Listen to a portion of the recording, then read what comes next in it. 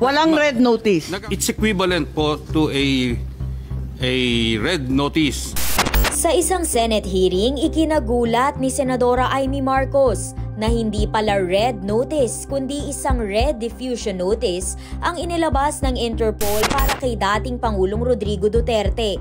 Dahilan kaya siya isinuko ng Philippine authorities. Ano nga bang pagkakaiba?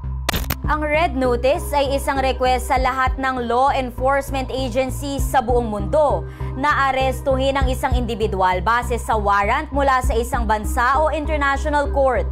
Ang red diffusion naman nakadirekta sa specific member country o countries.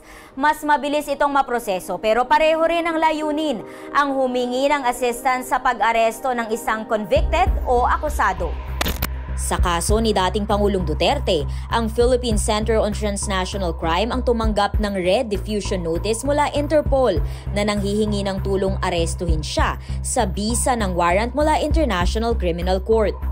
Regardless of the terminology, coordinating agency lang, organization lang yung Interpol.